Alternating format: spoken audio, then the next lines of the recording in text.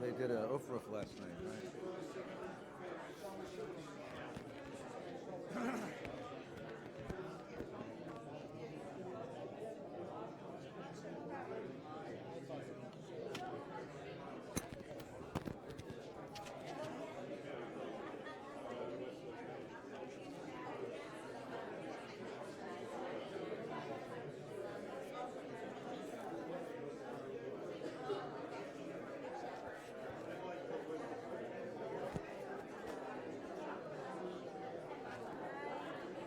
Okay, good morning, Shabbat Shalom. Shabbat Shalom. Pop, you okay? Did you try that thing on the computer? Tell me if it works, okay? If it doesn't work, let me know. Good morning, good morning. Good morning, welcome back. Nice to see everyone. Shabbat Shalom. Come on in, come on in, come on in. Come on in. Happy Memorial Day. Those of you who are planning on going to Singapore to meet the North Korean president, I'm sorry, that may or may not happen.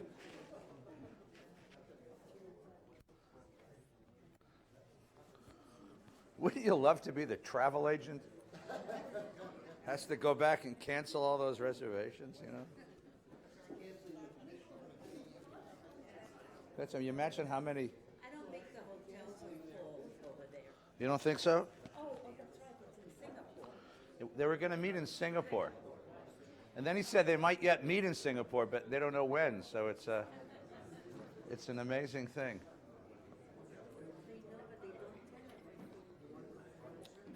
Everybody well? Come in.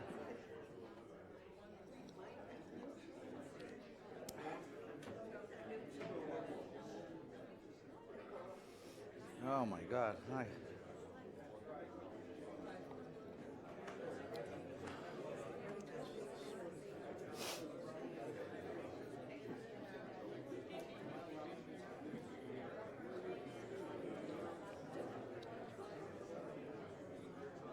Good morning. I got a cartoon with Kim Jong-un on the telephone. It goes, he's not coming, cancel the hookers. Cancel The hookers. Oh no. Okay, good morning. Shh. You think he's learned his lesson in that area? Just in that area? Okay, I don't know. Good morning. It's nice to see everybody. Shabbat Shalom. And welcome back to Rabbi Gelman. It's nice to have you back with us. And Hillel, it's wonderful, of course, to have you. And Pop, it's good to see you. You're looking well. Good. So welcome back to everybody. This morning, following our service, as is our custom now on Memorial Day, we welcome veterans, American, Canadian, Israeli, other veterans, people that have served. And this morning, during the service in the sanctuary, we're going to be honoring the veterans. We have some wonderful speakers. This year, we always choose one sort of element to speak about. So this year, we're going to be celebrating women who have served. And we have women veterans from the Air Force, the Army, and the Navy who are going to be speaking, as well as other dignitaries. So, and offer a blessing to those who served and offer memorials to those who have been lost to us. So any of you who are veterans, thank you for coming. It's a privilege and honor to have you here. And please join us in the sanctuary following this Torah study, and we'll have the service. It'll be during the end part of the service, about 11 o'clock. And then following that, there's lunch. Good one today. It's chili rellenos. Only synagogue in North America that serves chili rellenos. And then following that, there's a Shabbat shiur.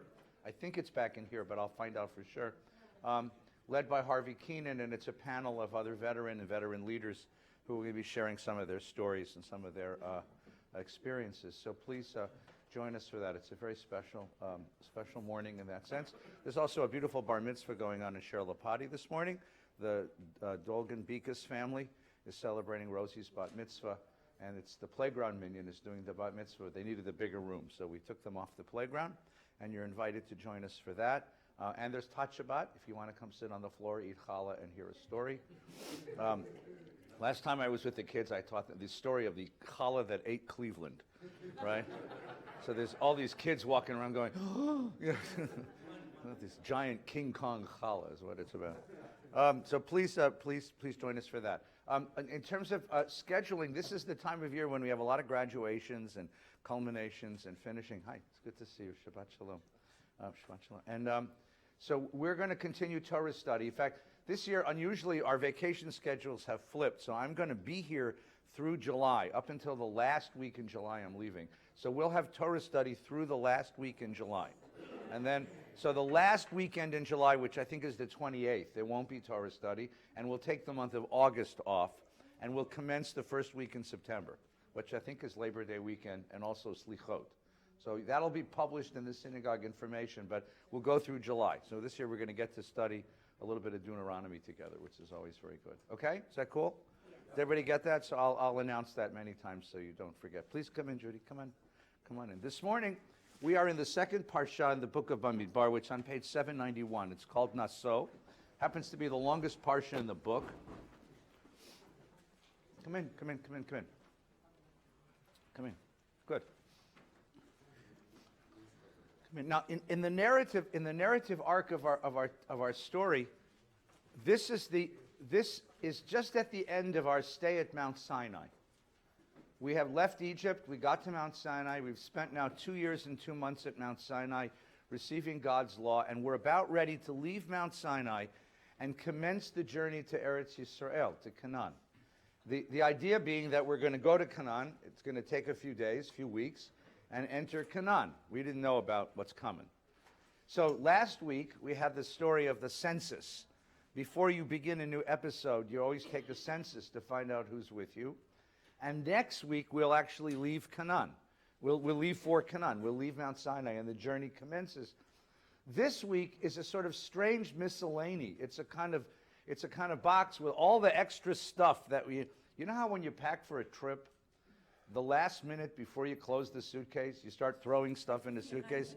Do you do that? Yes. You know, you throw in an extra shirt, you throw in a box of tin foil, you take an extra salt shaker, you know, just because you don't know, like, what might we meet on the road? It's a just in case. It's a just in case. That's what this Torah portion is. It's a sort of just in case, okay? And that's what Naso is about. And there's some, you'll see some themes in there about how to keep the camp pure as they make the journey toward Canaan. But I think that there's an underlying message here. And I'm going to argue this, and I'm sure Rabbi Gelman is going to tell me that I'm wrong already. all right. God, it's good having him back, isn't it? For a couple of weeks, I actually thought I knew something about the Torah. It's so wonderful having him back, right? I was writing, you know, he's not going to like this. So here's the suggestion I want to make as we go. It's a little subtle, but I think I can justify it at least midrashically, if not actually, which is I think that the real underlying theme of this Torah portion has to do with the body. What is the religious status of the body in our faith? We all live in bodies, we are bodies, and it's easy to talk about spirituality. The interesting question is, what is the spiritual status of physicality? And all of the urges and desires and impulses and energies of the body. What does a religious system do with the body? And I'll show you how this, I think, is introduced very subtly in the Torah and then exploded in the inner part of this parsha. Last week we had the census of the populace. The Torah portion begins with, right, God says to Moshe, but the Lord spoke to Moses, take a census of the Gershonites by their ancestral house and clans, record them from the ages. Who are the Gershonites?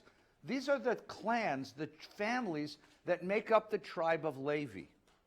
The tribe of Levi is going to be the carriers of the spiritual tradition. Literally the carriers of the spiritual tradition, because we've built now a mishkan. We've built a portable tabernacle, a portable shrine in the desert, and it has to be taken apart and carried. The thing literally comes apart into pieces, and we have to carry it. It was IKEA. Before there was IKEA, there was the Mishkan, right? So you have to carry this thing. And when he says take a census of the Gershonites, and you'll see if you look at the next section, it's each of the clans it's each of the families. The next one is the Merarites, and then after that the Kohathites. These are the clans, the families in the tribe of Levi. And each family in the tribe of Levi is assigned a different section of the tabernacle to carry. Is that clear? Okay? So one family, one set of families gets all the outside stuff, the tent poles, the rugs. One family gets some of the accoutrements, the tables and the chairs. And then it's Aaron's family gets to actually carry the Ark of the Covenant. Okay? Everyone has to carry this thing. And that's what this section is ostensibly about.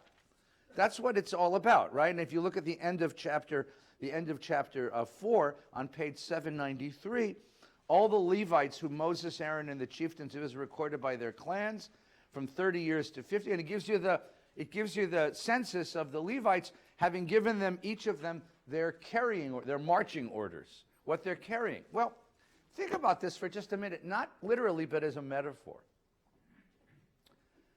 The sanctity of the world, the tabernacle, which is the house for God that we carry, that we built, that we put into the world, has to be literally carried in the world. That's an interesting metaphor for body and soul, right? Like the sanctity of a human being, our spiritual capacity, doesn't just arrive in the world, it's kept in a body, in a vessel.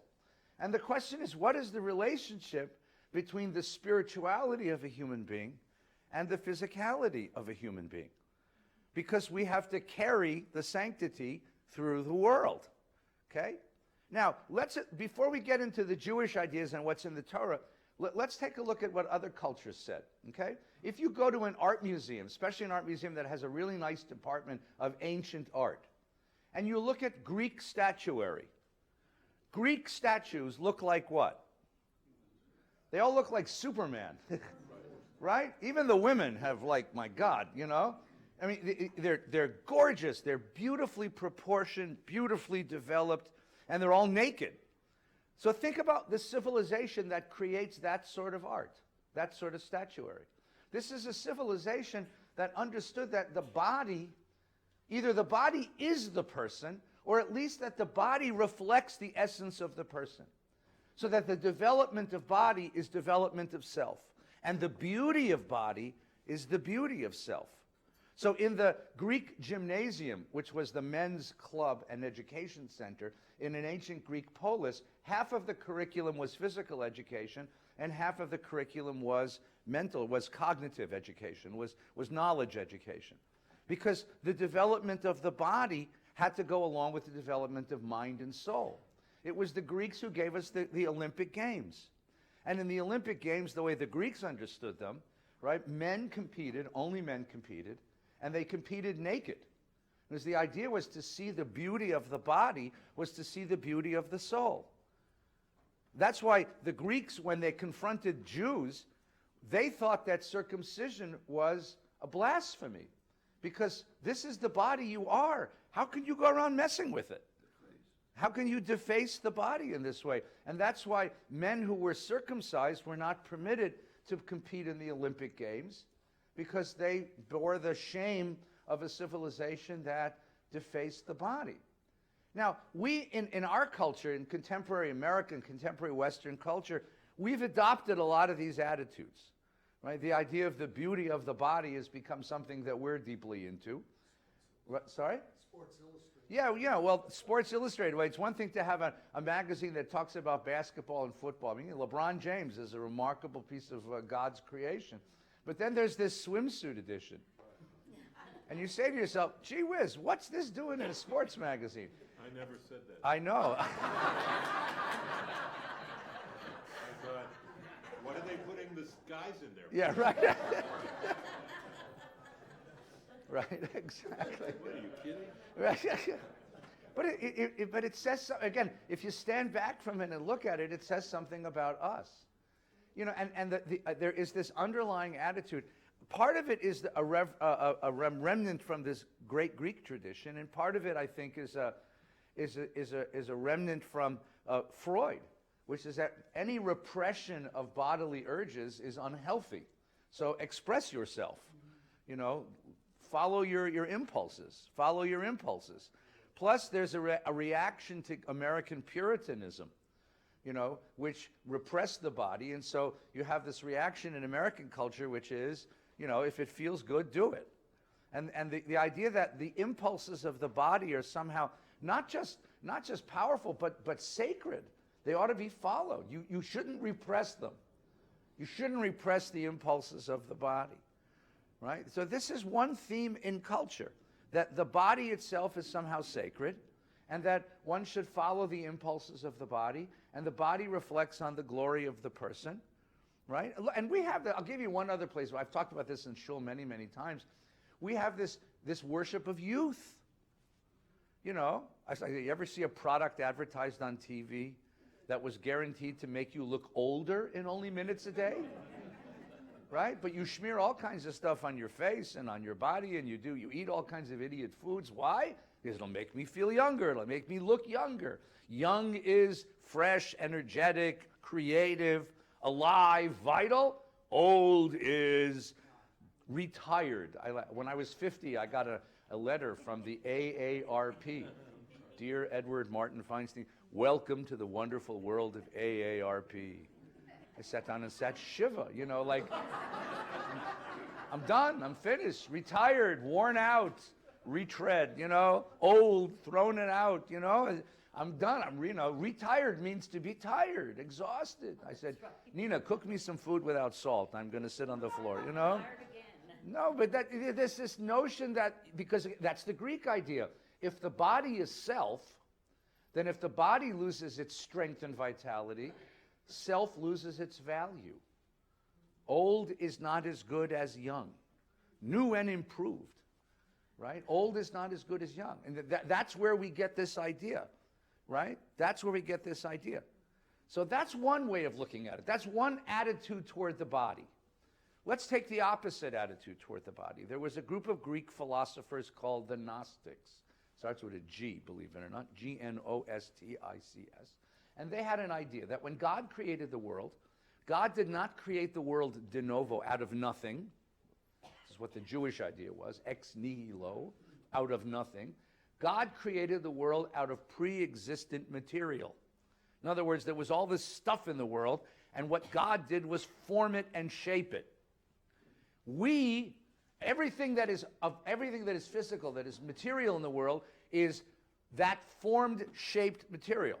But there is a war going on, a battle, a conflict between the stuff and what it wants to be, and God's design and what it wants to be. Okay, if you ever baked anything, you know how this is, right? Because I always have this argument with the challah. I say to the challah, you will be a challah. And the challah says, I'm going to be a lump. And I say, no, I've shaped you, I've molded you, I've made you into a beautiful challah. And the challah says, how do you know? Boom, lump. You push back. The material pushes back against its design. Matter pushes back against form. When you apply that model to the human being, what do you get? A war between body and soul. So that spirituality becomes the opposite of materiality or physicality. That in order to exalt the spirit, you have to repress the body. And that's where you get traditions of asceticism. Asceticism means self-denial. What you're doing is disciplining and crushing the desires and urges and impulses of the body in order to allow the spirit to fly, to soar. The body holds you down, the spirit reaches up. And that's where you get religions that condemn and repress sexuality, physical appetites, pleasure. That's where the Puritan tradition comes from, right? That pleasure is evil, right? Pleasure is evil. It's naughty is what it is, right? Pleasure is evil. Why is pleasure evil? Because to pleasure the body is to corrupt the spirit. In order to purify the spirit, you torture the body. You torture the body. Now, this, by the way, has also become part of American culture. We have a lot of this in our culture as well, right? Just go to Equinox. This morning in Equinox, people who find synagogue excruciating are killing themselves on machines, right? There used to be a thing in the medieval days, they had a thing called the rack. Today they call it Pilates. It's exactly the same equipment and the same thing. They put you on this thing and they, you know, and I have a friend who went to Pilates class and he confessed that he was a false Christian. I mean, it was, you know. This is what they do. They have all these torture machines. Have you been at Equinox? I mean, it's all, if you didn't know what you were looking at, some archaeologist 10,000 years is going to dig up Equinox and think, this is where they tortured political dissidents, you know? Look at this machine. Look what it does. Turns you, twists you, moves you. Yuck. And then if the president put more weight on it, right? But because the idea here is that, you repress the body, raise the spirit. And then there's a juice bar there, which serves the most inedible, disgustingly wheatgrass, lemongrass, grass. Grass is for cows, And the wonderful thing about Equinox is that for all of this, you pay thousands of dollars a year. Your very face, And they say we rabbis are odd. We have a strange halacha. This person who tells me kashrus, I couldn't keep kosher. Hey, what do you eat? I'm a vegan, fruitarian, grass eater, Oh, good, thank you. Moo, But there is this sense in American culture that you repress the body. So this is why in certain cultures, religious leaders are celibate.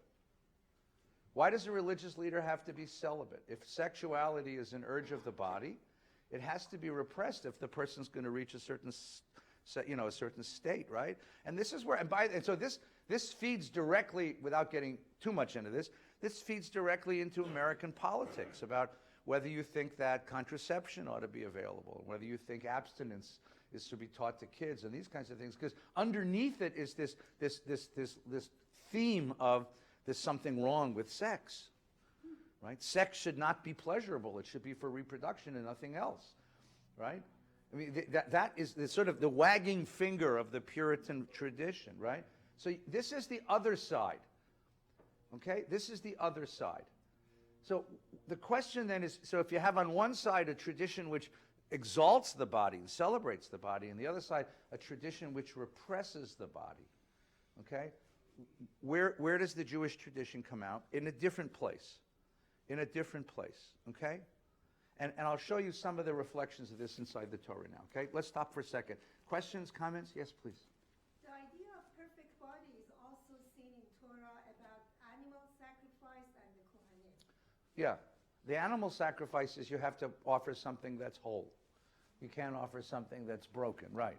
The Kohanim, in a similar kind of way, has to be a person who's whole, right? And that's a reflection. You're right. That's an outer reflection, but that was never a requirement for the whole populace. Just for the Kohanim, he had to be whole.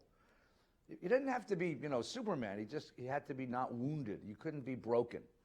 The sacrifice had to be something that was whole and complete, because the whole idea was wholeness, shleimut. Okay? Yes, please. Rabbi, where do the politicians fit in this scheme of things? You really want to drag me into that question, huh? The question is where the politicians are.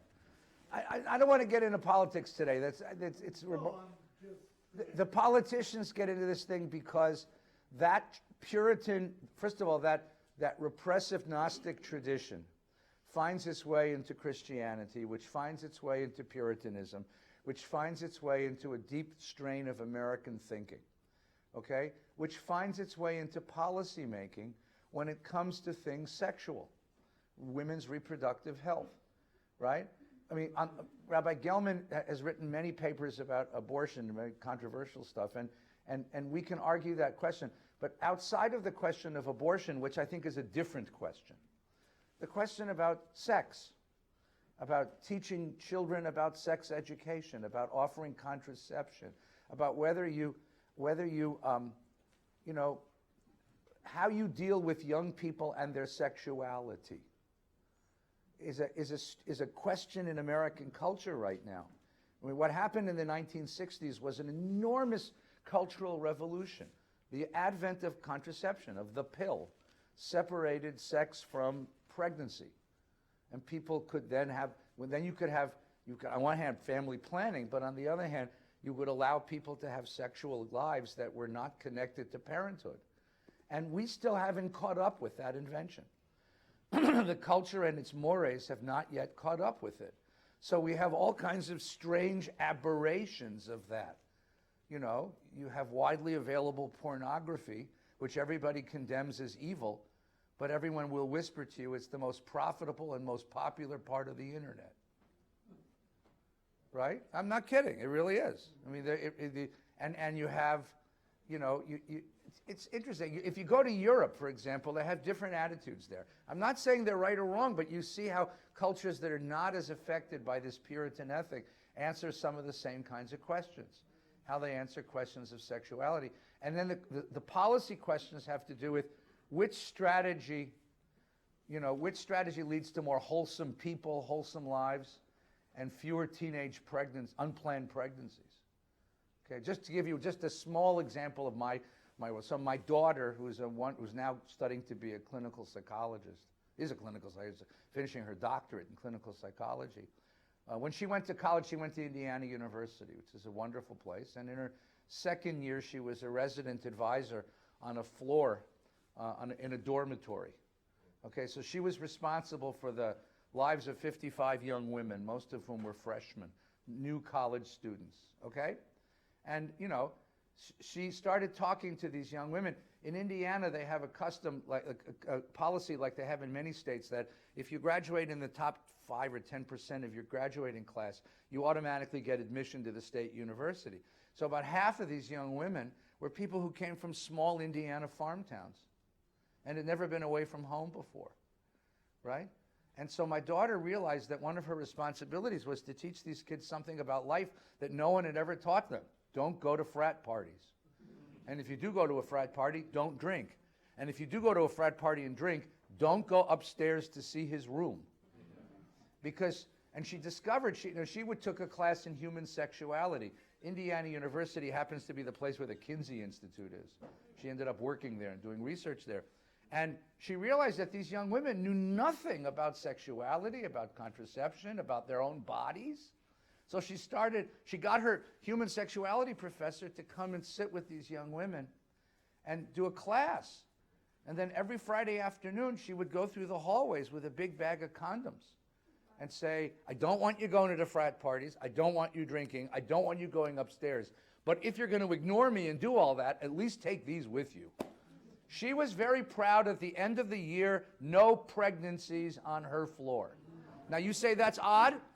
The only the only cohort of young women in the entire university. This building she was in is an 8-story building, 4 floors of women, 4 floors of men. And then there's 10 of those. She's the only floor that had no pregnancies.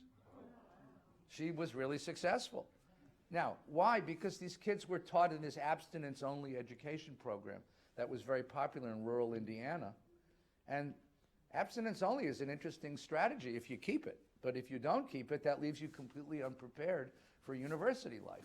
And this is what she was dealing with.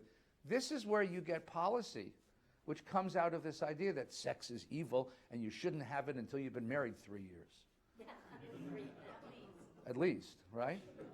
And only then on Saturday, But you get the problem. You see the issue here? This is the issue. So this is where it becomes part of American culture, right? And what happens is we tend to, it's a long story about it, but we tend to go from one extreme to the other. The young woman who never had sex and never learned anything about it and goes upstairs in the frat party then becomes rather libertine about it. And she goes off sleeping with everybody, and doesn't know what she's doing to herself physically or emotionally. And this is what my daughter, that's what she's training to do now, because she learned from that experience what she could do to help these young women, and that's what she's writing on for her PhD. Yeah. A blemished priest can't make a sacrifice. So God's Right, we talked about that. Yeah, because a blemished priest, like a sacrifice, can't be blemished either. It has to be whole. It's a category of wholeness. But that's the only one that I can think of where wholeness of physicality reflects wholeness of spirituality. I can't think of any other example like that. All right, so here's the, I'm sorry, yes, another question. Hi, Michael. Hi, Rabbi Feinstein. No, that's okay. This sort of brings to mind something, and I know this may sound off track. Yeah. But it does fit exactly, which is interesting on this particular subject. Very shortly, there's going to be a hearing before the Supreme Court on Ms. Baker, who refused to bake a cake for a marriage between 2 males. Yeah. And it's coming before the Supreme Court. And Yeah. the question is a corporation or company, can they do that if they're benefiting from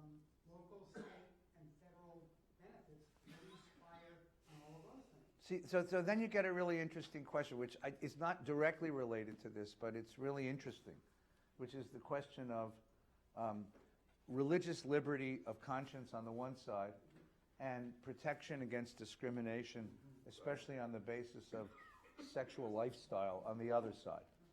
And who can you refuse business to and who can't you? And it's a very touchy issue. That's a bad metaphor, but it's a very bad issue. It's a very difficult issue. Because, we want both. I mean, I want people to be able to express their conscience and say, I stand for this and I stand for this. On the other hand, what if you said, it's against my conscience to, well, a black person is marrying a white person and I'm not going to make the cake for that. I mean, am I allowed to do that? Or not the cake, but other kinds of things, right? And this becomes very, very difficult.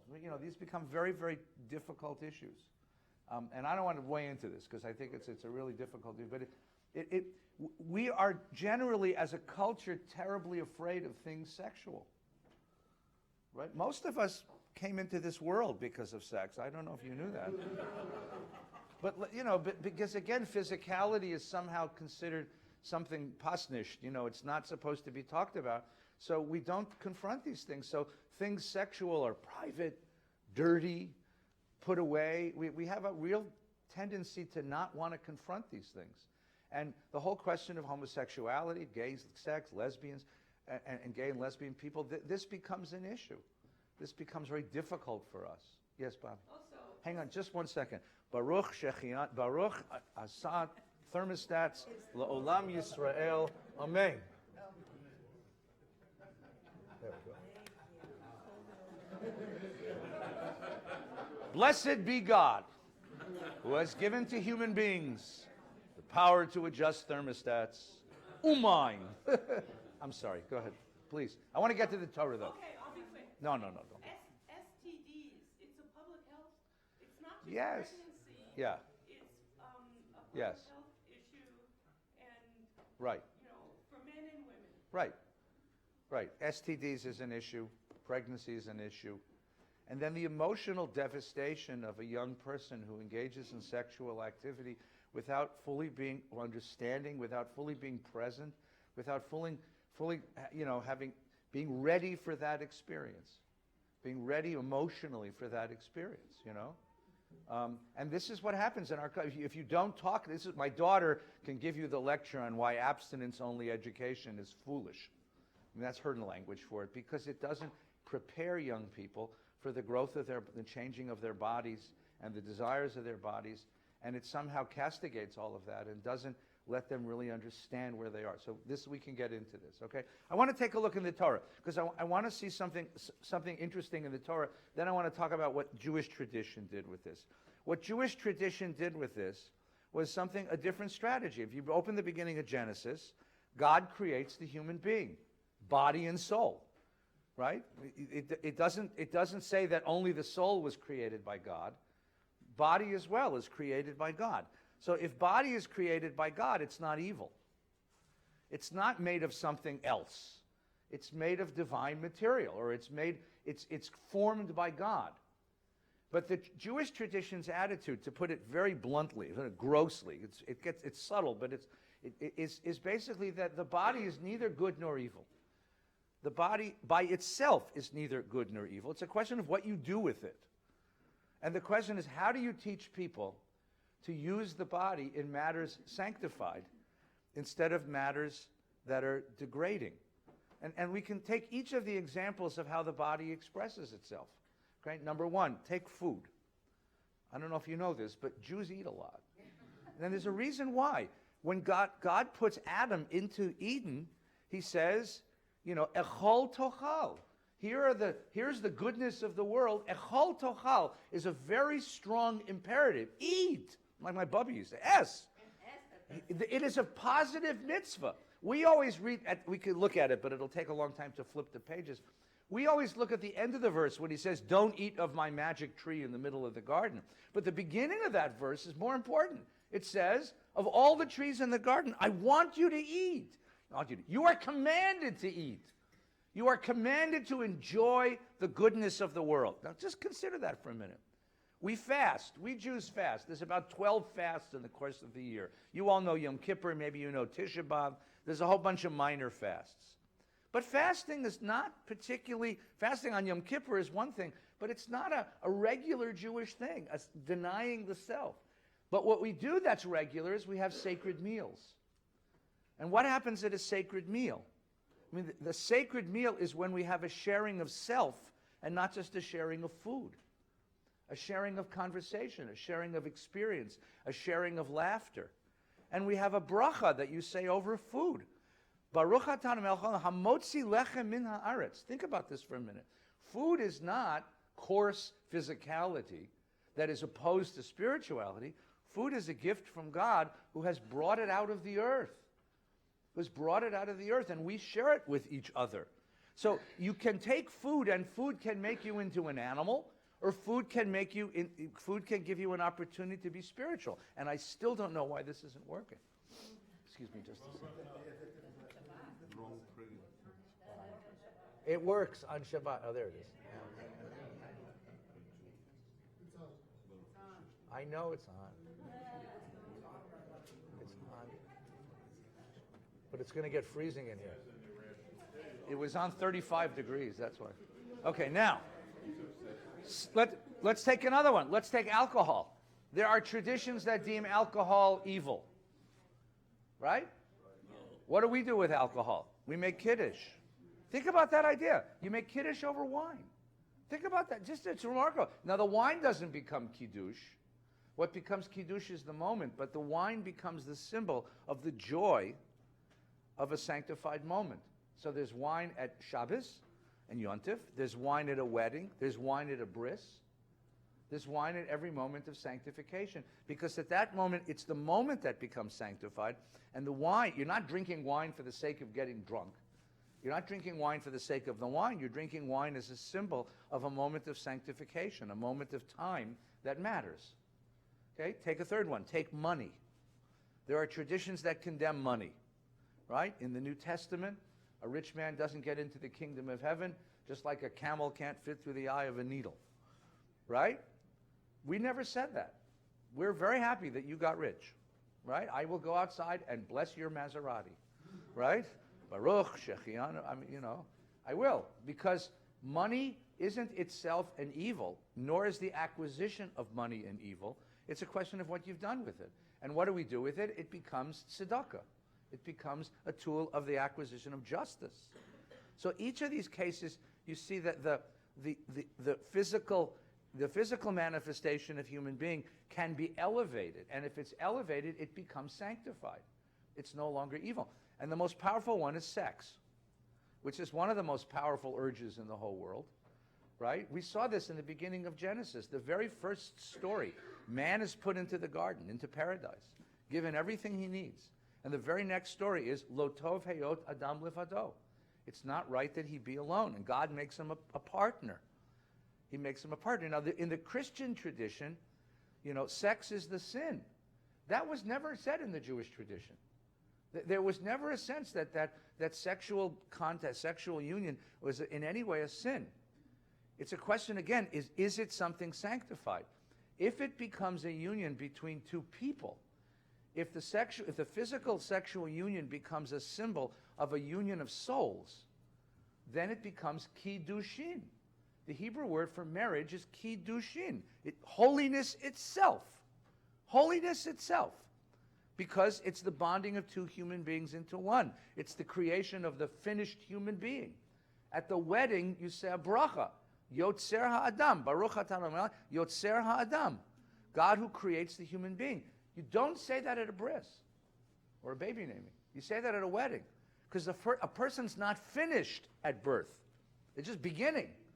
They're really finished, not finished, but finished, When you find the partner, when you find your life partner, and lo tov heyot adam levado, man becomes whole. He becomes whole. He leaves his mother and father and clings to his wife and becomes one flesh. That's when he becomes whole again, when he or she bonds with the lover, with the other.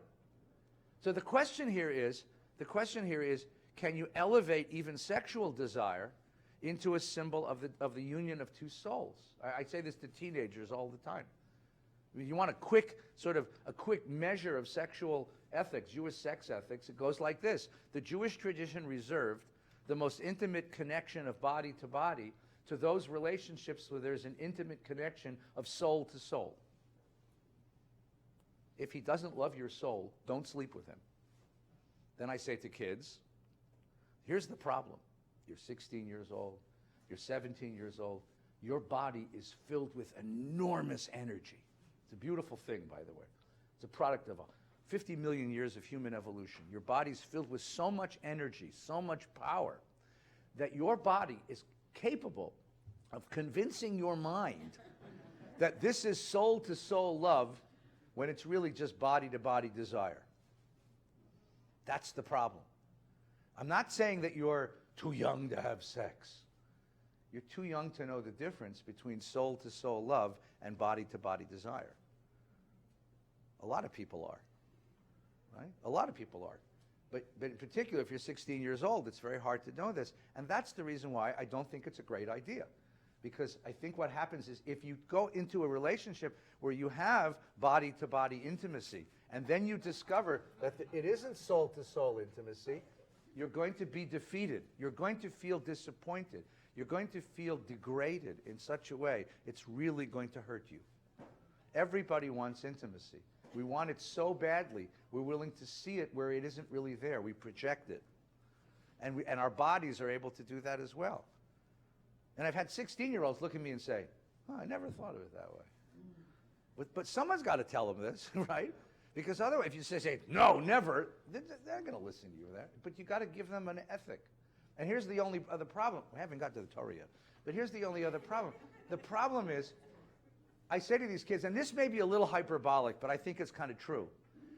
These are our daughters are the first generation of human females in all of civilization to be unprotected by a set of societal mores that control sexual behavior. Even my generation, which was this revolutionary, throw off the repressions of our bourgeois parents, revolutionary free sex generation, we had Wake Up Little Susie. Remember that? Wake up, little Susie, wake up, wake up. What happened? We went up to wherever it is, Lover's Lane, and we fell asleep, and it's 4 a.m., and if You're in trouble deep. why? Because your reputation will be shot. Even my generation had a sense of reputation. I know, but that carried into the 60s. They played it on KRLA when I was a kid. Right? But then you get this generation, and I remember I did a thing on songs once where you had that Wake Up Little Susie, and then you had the Rolling Stones had a song called Let's Spend the Night Together, right? And then We All Need Someone We Can Something On, and that they wouldn't play that on KHJ. KHJ, which was the big rock and roll AM station in LA in the 60s, they wouldn't play Let's Spend the Night Together. Move one generation forward. I'm the director of Camp Ramah. I have a station wagon full of 16-year-olds, and I'm driving to Yosemite for a camp out. I turn on the radio, and there's a fellow named George Michael, Oliver Shalom, who has a song called I Want Your Sex. And all the kids know all the words. So things have changed. And then now, what you get now, I can't even say to you, because there's not 4 words of the song that belong in shul. I mean, but this is where the cultures come. So that what I say to the kids is that if you don't have an internal ethic, there's no external ethic which is going to give you any guidance. You have to carry around your own sense of what's appropriate, where your ethics are, and how to protect your soul in an intimate relationship. We have to give our kids an internal ethic because external ethics don't work. There are none because the popular culture has overwhelmed any kind of societal ethics. Any kind of societal ethics. Let me show you this inside. All right? So here's what we get. You get the first story of the Torah, I think, is this question of the Levites and all the Levitical families carrying the parts of the Mishkan, which to me is a wonderful metaphor for body and soul. That spirituality has to be carried in this world in physical vessels. We aren't purely spiritual creatures. we are also physical creatures. And how do you negotiate your physicality and maintain and nurture your spirituality is one of the great challenges of being a human being. It's one of the great challenges of being a human being. How do I respect my own physicality and at the same time nurture my spirituality? That's the open. Then there's two case studies, two really, really strange case studies. And you have two studies at really strange pieces of Torah.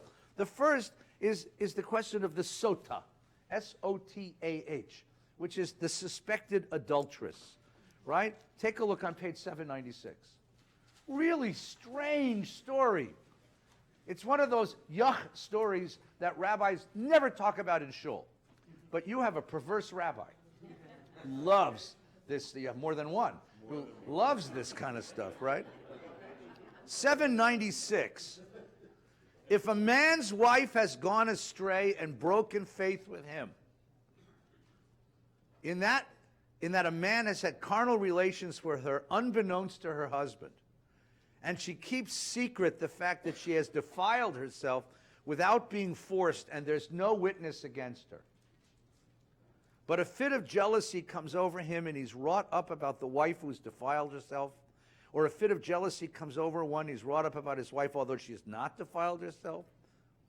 The man shall bring his wife to the priest, and he shall bring an offering of her 1/10 of an ephah of barley flour, no oil be poured on it, no frankincense laid on it, for it's a grain offering of jealousy, a grain offering of remembrance which recalls wrongdoing.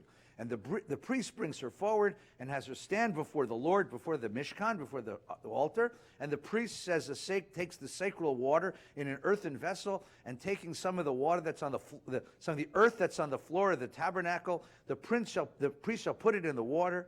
And after he's made the woman stand before the Lord, the priest shall bear the woman's head and place her hands on the grain offering. And the priest's hand shall be the water of bitterness. And the priest shall adjure, that means to curse her. If no man is laid with you, if you've not gone astray in defilement while married to your husband, be immune from harm from the water of bitterness that induces the spell. But if you have gone astray while married to your husband and defiled yourself, a man other than your husband has had carnal relations with you, the priest shall administer the curse of adjuration to the woman. And the priest goes on and says, may the Lord make you cursed in imprecation among your people, and may the water induce the spell in any of your body and cause the belly to distend and the thigh to sag. And the woman has to say amen, and then then he writes the name of God in the dust and wipes it away, and then makes her drink this muddy water. Yes, first of all, before I even get to what's going on, what's the problem? Sexual jealousy. A man thinks his wife is cheating on him. Do wives cheat on husbands? Sometimes. All right? It happens, right? Do husbands get jealous even though wives have not cheated on them? Which happens more? Interesting question, right? So and you have this whole weird procedure, and it's like nothing else in the Torah because it's magical. Right? She drinks this, and she drinks this magic potion. It's the only magic potion in the whole Torah. You'd think a book full of divine science would have all kinds of magic potions. Where's the magic potion to make the stock market rise? Or where's the magic potion that makes you look younger in minutes a day? No magic potions except this one in the whole Torah. It's really weird, isn't it? Don't you acknowledge that this is weird? But the issue here is sexuality. Within a marriage and outside of a marriage, and can the boundaries of marriage protect sexuality? And what happens when they don't? And this becomes a serious issue. And it's a serious issue because it has the power to destroy families and has the power to destroy communities. I don't know how many of you have friends who got divorced and they divvy up the friends. You ever have that experience? Where if you're still friends with the wife or the husband, you can't be friends with the other one? Because how can you sit at a meal with that son of, you've ever had that experience? This can destroy a community. Sexual jealousy can destroy a community. So here we have a clear case where body and soul are at war with each other. And the Torah offers you this weird way of looking at it. Let me show you I think there's one way to read this, which is kind of interesting. So I think here, and you can tell me whether you agree with, I don't think the problem is the woman who cheated on the husband. I think it's the other one. I really think that's what this is. In most civilizations, not even civilizations, in most places in the world, if a husband suspects that his wife cheated on him, He kills her. what does he do? He beats the hell out of her, he kills her, right? Look at what the Torah says. It's really interesting. If any man has gone astray or broken faith, right? Right? But a fit of jealousy comes over him and he's wrought up. And then you get this other clause which says, oh, and by the way, or if, back on 796, if a fit of jealousy comes over one and he is wrought up about his wife, although she has not defiled herself. That's the real problem. What's the very first thing you do?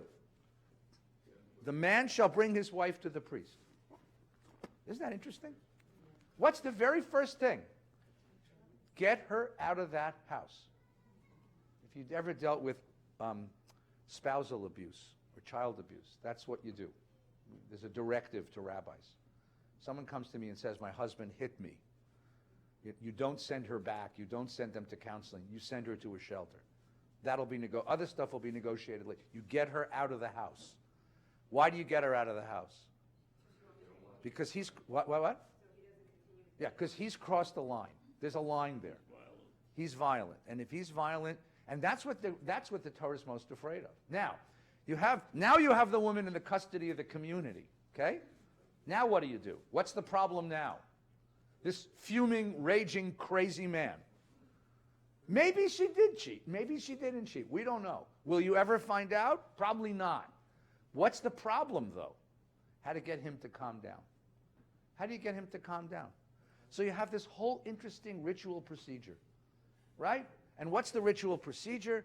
This whole thing where she's cursed by the priest, and then he mixes up this magic potion. What's in the magic potion? Dirt. What happens if you drink dirty water? You'll probably throw up. Will it kill you? Unlikely. So what do? You make her drink it, and he watches. So let's see what happens. And she turns kind of green and retches. Good, the bitch, right? And then she stands up and says, all right, I think I'll be okay. And he says, oh my God. And the priest says, absolved. What did you just do? Calm the guy down. Yeah, you've calmed the guy down. You've given a match. Totally humiliated her. Yes, you totally humiliated her, except you haven't let what? You haven't let him kill her. This wasn't a You haven't let him exile her. fair. You don't like it. I don't like it. Okay, fair enough. Fair enough. I think Wait. it's a lot better than. Right. Congratulations. Well, thank you. She's not dead. She's not dead. Right. She's been humiliated, naked, tried to drink. No, not naked. Not naked. No. Had her head shaved. Didn't Right. have to put, like, Because you go through all this magic stuff in order to expiate his rage. Now, that's on him. okay. You're right. You're exactly right. Thank you. You're exactly right. I think the Torah's thinking was what Brian said, which is She's alive. she's alive and she regains a place in the community. There's no A tattooed to her forehead. No, because she survived the ordeal. She's surviving the ordeal. She is now justified. She is now vindicated. Everyone looks at him as a lunatic, right? Unless her belly distends. Well, if that happens, right? Then she's dead. But what are the chances that her belly is going to distend and her thigh is going to sag? Very high if you're No. drinking. No. Oh, come on. I know. But I have fun with him. So. I don't think you can say it's a lot better. I think the Oh, best you okay, can all say- right, the fair best enough, you can fair say- enough, fair enough. The best you can say is it's less work. Okay, fair enough. But the thing is that's like, if this was the Middle East, this is a lot better than what goes on. I'm just Getting killed by your husband or okay. So, Less work. so I'm not gonna justify it because I'm not even. I just want to explain it in one way to read it. But here you get. This is case number one. Case number one of how the ethics of the body can destroy human beings and destroy how sexuality destroys communities, destroys human souls. And here is a mechanism. And you can say I object to it because it's unfair. And you're right. Of course you're right. Did that to her. Yes, and you're right. It's less worse than what happens in other places. You don't brand an A on her forehead. There's no perfect solution. But you see, you're trying to deal with the irrationality of sexual rage, sexual justice, sexual jealousies. I don't know how many of you saw, but Harvey Weinstein got indicted yesterday, or got arrested yesterday. How do you deal with... Nice Jewish boy. Well, yeah. Jewish, yes. Nice, no. Boy, certainly not. We haven't yet figured it out. We haven't yet figured out the sexual politics of men and women. We're not, and we're a little better today than we were a year ago, but not too much. And you're Not. looking back at this society from thousands of years ago through our eyes today. All right, now I want to show you a second case. Then I'll get to Gelman's comment. I know you want to add, but I have to go. One more. Let's take another case. Turn the page. Right. 799. Here's another weird case. So I really think they saved all the weird stuff for the last day at Mount Sinai. So the Sota's one weird thing, and it all has to do with body and soul. Here's another one. The Nazarite. The Hebrew word Nazir. What is a Nazarite? Okay? They didn't even translate it here, the law of the Nazarite. The Lord said to Moses, "Speak to the Israelite and say to them, if anyone, man or woman, explicitly utters a Nazarite's vow." Now it's interesting that he calls it a Nazarite's vow, right? Neder Nazir, meaning you would know, he assumes that you know what that is. Right? The Torah assumes that you're familiar with this institution. So this must have been an institution that was somehow floating around the culture. To set himself apart for the Lord. So somebody comes up with this idea of, I want to be holier than everybody else. I'm not a Levite. I'm not a Kohen. They have rules. I'm just Joe Israelite, but I want to be Joe Israelite, the holy guy. So what am I going to do? He shall abstain from wine and other intoxicants. He shall not drink even vinegar. Ain't no salad dressing. Nothing from grapes, okay? Not even eat grapes. Through his terms of Nazarite, he may not eat anything that's obtained from grapes. Through his vow of the Nazarite, 801, no razor shall touch his head. It shall remain consecrated until the completion of his term. He doesn't cut his hair. Through the term, he doesn't touch dead people. He doesn't touch dead people. Now, interestingly, by the way, who's the most famous Nazarite there ever was? Samson. That's the Haftorah. And we all know Samson from the hair, right? But if you read the story of Samson, every other part of the Nazarite vow he broke. He was always touching dead people because he was killing them, right? But here's the interesting, so these are the three rules of asceticism, right? No intoxicants, no wine or liquor, right? Don't cut your hair and don't touch dead people. What is that? What's the inner logic of that? Okay, let me try this. Don't get crazy. Wine, that makes sense, right? Hair is a sign of sexuality. Don't cut your hair is I think, a metaphor for don't engage in sex. Hair is, in many cultures, is a sign of sexuality, right? In Orthodox women cover their hair. Muslim women cover their hair, right? It's a sign of sexuality, right? Think about Fabio, his hair, Sorry? Backwards then. It's what's backwards? If you're letting your hair grow, you're letting your sexuality. You're not messing with it. You're not grooming it. You're not playing with it. Just leave it alone. Don't mess with it. I think it's a metaphor for don't engage in sexuality. And then don't touch the dead. What does that have to do with? Because that's the question again of the body. It's the idea of engaging with the body. I think what you have here is a guy who says, I want to be holy, and the way I want to achieve my holiness is through asceticism, is through denying the body. Now, the Torah says you're allowed to do that. I'll let you do that. I'll let you become a monk. You'll be a monk. That's what monasticism is. I'm going to withdraw from the physical world and live in a world of my spirituality alone. I'm going to be a monk. But what happens?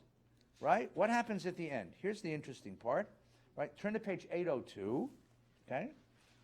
This is the ritual for the Nazirite. On the day that his term as a Nazirite is completed, he shall be brought to the tent of meeting.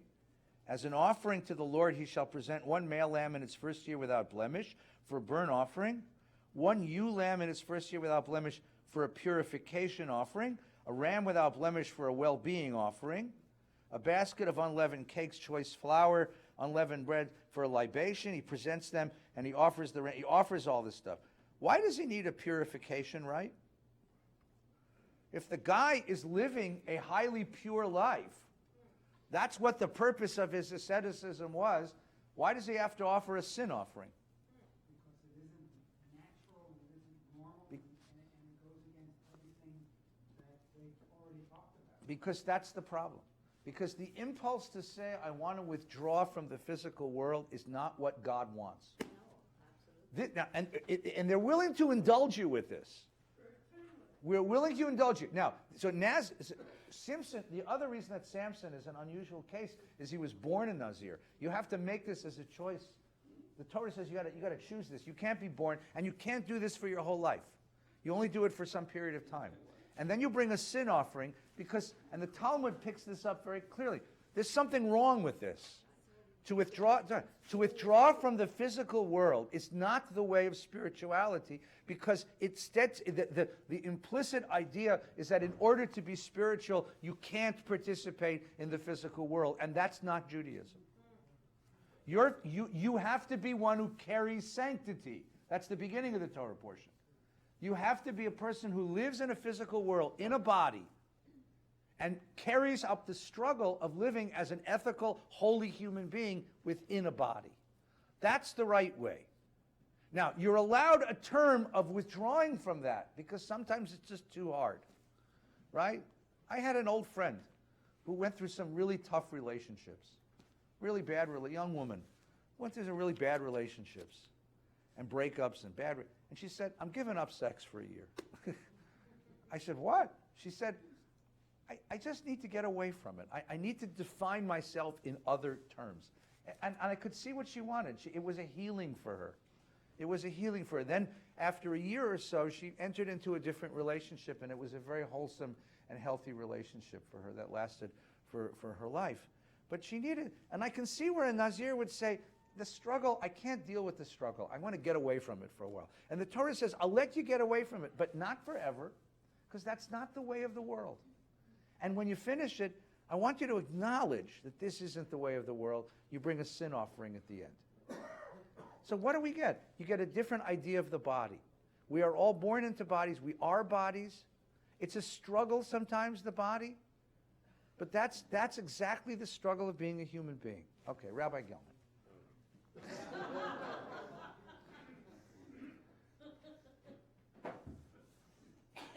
It's so good to be back. I know. We're delighted to have you back. Go ahead. I try to argue with other people, and they say, we don't care, go away. Yeah. At least here, Yeah. you say, what do you have to say, Rabbi Gelman? And then you tell me, go away. I never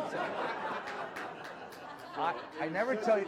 I never tell you to go away. To be here. I tell you where you're right and where your opinions, alas, are misguided. It's a brilliant.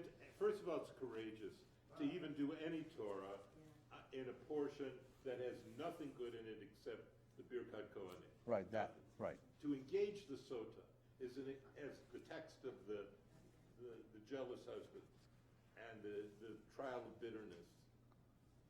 To do that is an act of such rabbinic interpretational courage on your part. Thank you.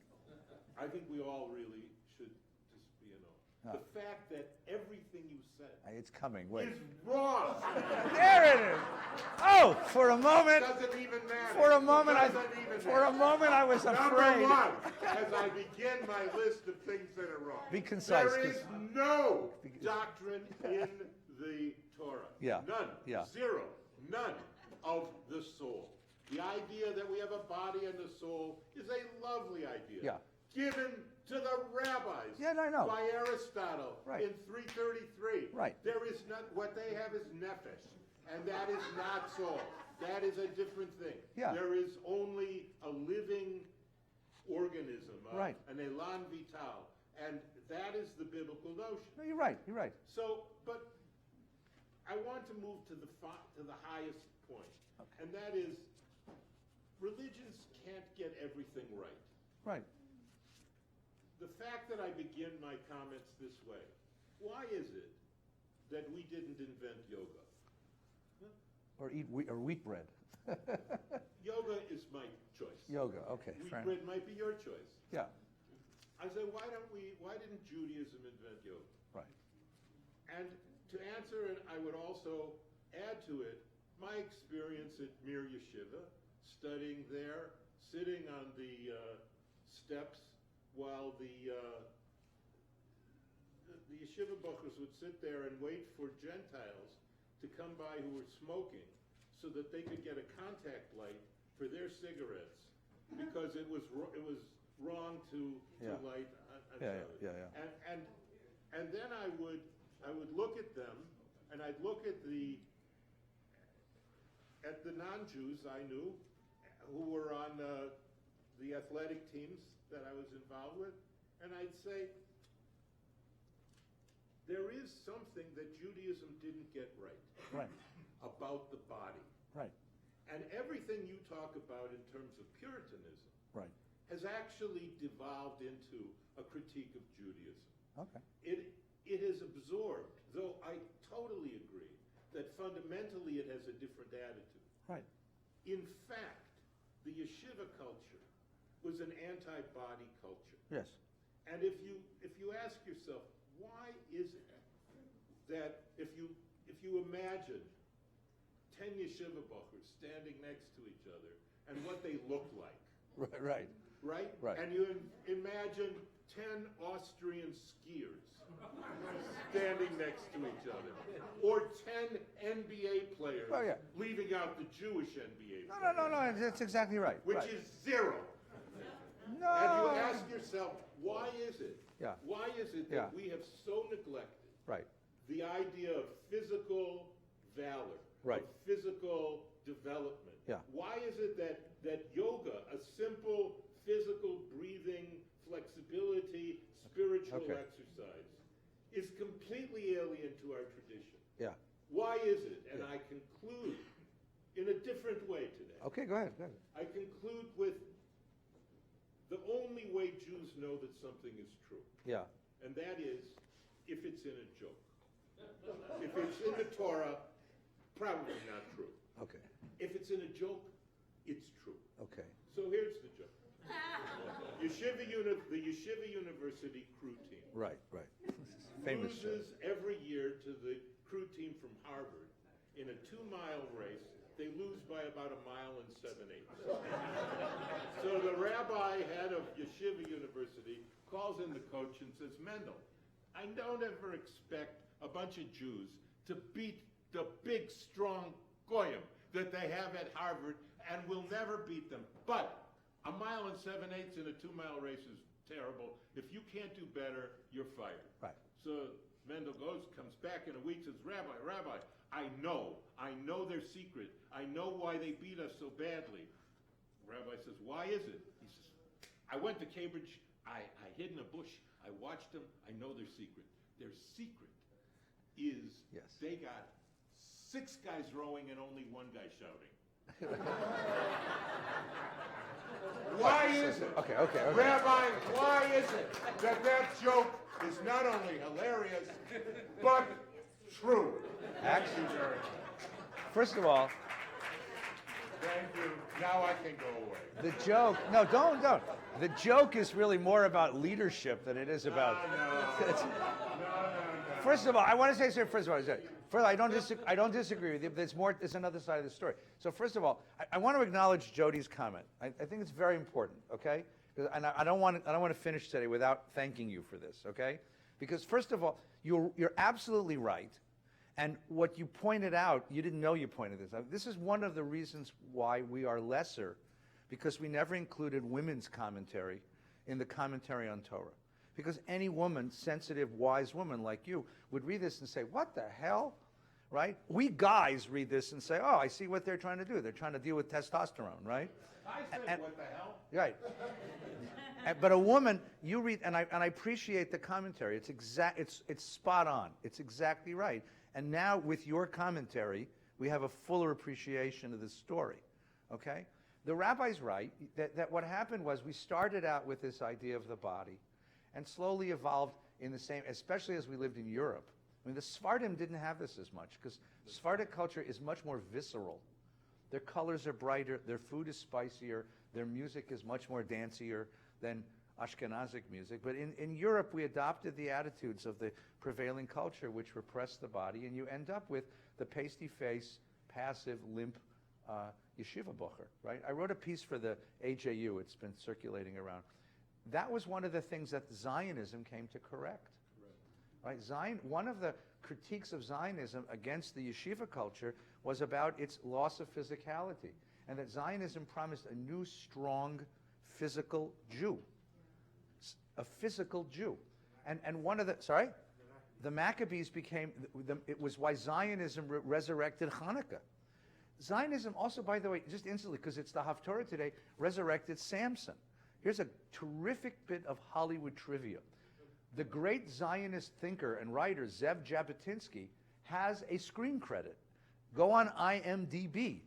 He wrote a book called Samson the Nazarite because Jabotinsky wanted big, strong, aggressive Jews to walk the world.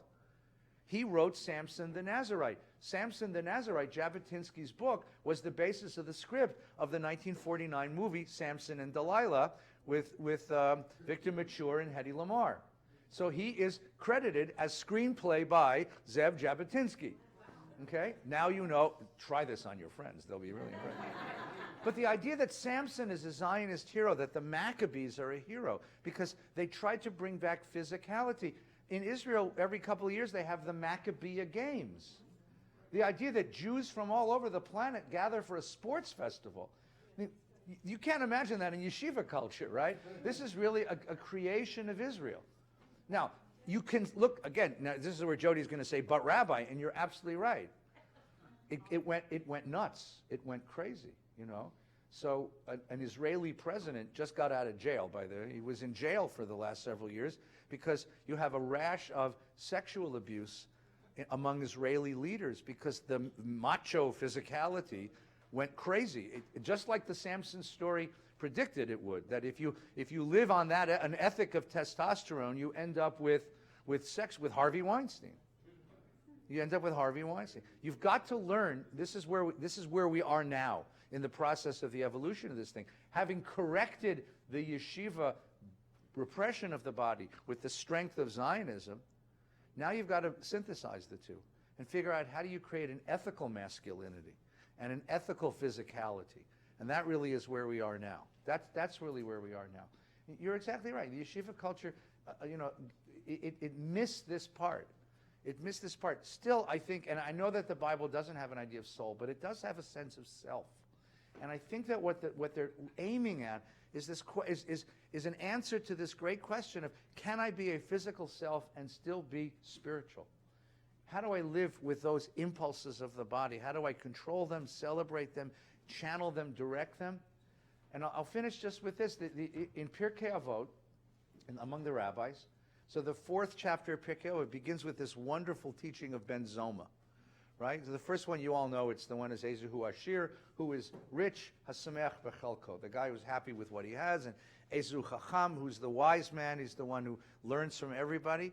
And then it's Ezu Gibor, who is the champion? And what does it say? Right? HaKovesh et Yitzro, the one who controls his Yetzer, the physical urges of the body. Now here's what it doesn't say. It doesn't say what you think it's going to say. It doesn't say ha'oker et yitzro. It doesn't say the one who uproots his physicality. We don't have an ethic of asceticism, of denial of the body. It's a question of, can you control it? Can you direct it? Can you turn the ethics, the power of the physicality into a symbol of the power of our spirituality? That's the great question and the great direction that the Jewish tradition looked in. Let's have a wonderful Shabbat together. Shabbat Shalom. Thanks. It's great to have you back. Rabbi Gilman. Pop. By the way, Yeah. you said talking to the teenagers about that, the body and the soul. Yeah. To really say,